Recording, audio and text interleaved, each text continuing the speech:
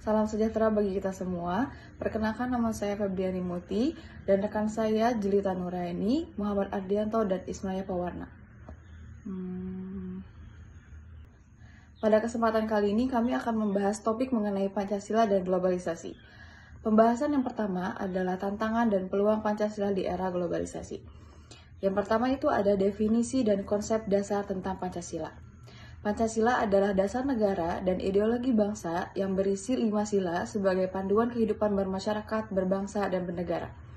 Nilai-nilainya mencakup 1. Ketuhanan yang Maha Esa, 2. Kemanusiaan yang adil dan beradab, 3. Persatuan Indonesia, 4. Kerakyatan yang dipimpin oleh hikmat kebijaksanaan dalam permusyawaratan perwakilan, 5. Keadilan sosial bagi seluruh rakyat Indonesia. Yang kedua adalah konsep dasar globalisasi, yaitu proses interaksi dan integrasi antar bangsa yang melibatkan aspek ekonomi, budaya, teknologi, dan politik. Globalisasi ditandai dengan meningkatnya mobilitas, barang, jasa, informasi, dan orang di seluruh dunia. Oke, selanjutnya ada dampak globalisasi terhadap Pancasila, yang mana tentunya ada dampak positif dan juga ada dampak negatifnya. Mungkin kita mulai dari dampak positifnya. Dampak positifnya yang pertama mempermudah akses informasi dan juga teknologi, yang mana itu sangat dapat mendukung dari penerapan nilai-nilai Pancasila itu sendiri. Kemudian yang kedua yaitu memperluas dan juga membuka peluang kerjasama internasional yang sesuai dengan semangat kemanusiaan, yang mana itu sesuai dengan sila yang ketiga dan juga sila yang kelima. Oke, selanjutnya yaitu menyediakan platform untuk menyebar, untuk memperluaskan nilai-nilai Pancasila ke dunia internasional. Oke, mungkin itu dari dampak positifnya. Kemudian kita berpindah ke dampak negatifnya. Dampak negatifnya yang pertama yaitu ada masuknya nilai-nilai asing seperti liberalisme, konsumerisme, dan juga individualisme, yang mana itu semua sangat amat bertentangan dengan semangat gotong royong. Semangat gotong royong itu sesuai dengan sila yang ketiga dan juga sila yang kelima. Oke, selanjutnya dampak negatif dari globalisme yaitu potensi kehilangan jati diri yang karena pengaruh dari budaya luar, karena mungkin banyaknya budaya asing yang masuk ke budaya kita, jadi tentunya potensi kehilangan jati diri bangsa itu sangat amat besar. Kemudian yang terakhir ada kesenjangan sosial yang semakin tajam akibat ekonomi liberal. Mungkin itu adalah dampak positif dan juga dampak negatifnya dari globalisasi.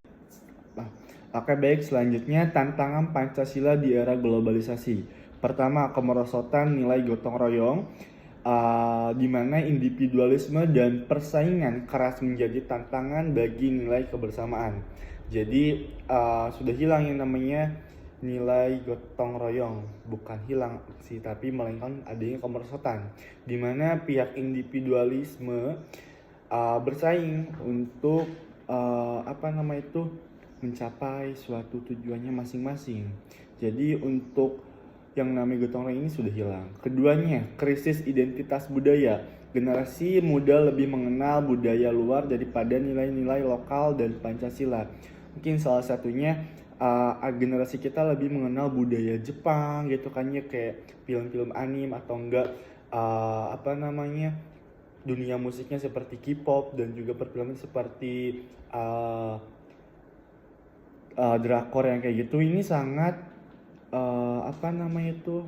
banyak sekali yang dimana generasi kita ini sangat mengenal budaya luar dibanding nilai-nilai lokal di Indonesia. Mungkin salah satunya adanya tontonan wayang yang dimana mencerminkan nilai-nilai lokal dan adanya nilai-nilai sisi positif dari Pancasila gitu kan ya, dan juga sejarah. Baik, yang ketiga ada persoalan keadilan sosial yang dimana ketimpangan ekonomi akibat globalisasi bertentangan dengan sila kelima. Jadi adanya ketimpangan sosial ini betul adanya karena globalisasi ekonomi gitu kan ya. Jadi adanya si kaya dan si miskin ini betul-betul adanya ancaman yang dimana ketimpangan ekonomi ini sangat berpengaruh bagi kesejahteraan di Indonesia ini. Keempat, ada ancaman persatuan, di mana kalau ancaman persatuan ini yang dimaksud adalah informasi palsu ataupun hoax dan ujaran kebencian di media sosial dapat memecah belah persatuan bangsa. Biasanya ini terjadi pada saat jelang pemilu ataupun pemilihan kepala daerah, di mana itu selalu ada persaingan antara kubu gitu kan ya. Namun di persaingan antara kubu itu selalu memancarkan yang namanya informasi hoax gitu kan ya, dimana para pengamat politik juga sudah mengakui bahwasanya informasi hoax ini hampir mempengaruhi terkait mempengaruhi elektabilitas, bahkan yang paling ditakutkan itu adalah ancaman persatuan. Baik, yang kedua, selanjutnya ada penerapan nilai Pancasila di era digital, yang dimana kita harus menggunakan Pancasila sebagai panduan untuk mengolah informasi digital dan menjaga etika komunikasi. Jadi di era digital ini mungkin kita harus sebagai panduannya itu adalah Pancasila, di mana nanti Pancasila ini adalah sebagai pionir yang dimana untuk mengolah informasi digital dan menjaga etika komunikasi. Contohnya nanti ketika kita ada informasi hoax, nah paling harus ditelusuri dulu itu betul apa tidak, jangan sampai kita terpengaruh. Keduanya mungkin kalaupun misal ada terkait ujaran sara yang kayak gitu, kita bisa bantu report untuk bisa dilaporkan ke platform medianya yang ada yang ujaran kebencian ataupun misal ujaran sara, bisa dilaporkan supaya di report dan juga dihapuskan atau di take down, dan jangan sampai terpengaruh seperti itu. Penguatan kebijakan berbasis Pancasila mendorong kebijakan yang mengurangi kesenjangan sosial dan ekonomi untuk mewujudkan keadilan sosial, memadukan nilai lokal dan global, mengambil nilai-nilai positif dari globalisasi yang sejalan dengan Pancasila, seperti hak asasi manusia dan kerjasama internasional. Contoh kasus di Indonesia adalah bagaimana mengatasi individualisme di kalangan anak muda yang terpengaruh budaya asing. Salah satunya dengan yang pertama ada keseimbangan budaya. Adaptasi positif, ajarkan anak muda untuk menyaring budaya asing dengan memilih hal-hal yang sejalan dengan nilai lokal. Kolaborasi budaya, tampilkan perpaduan budaya lokal dengan unsur budaya asing yang relevan seperti musik atau fashion. Yang kedua ada peningkatan kesadaran sosial.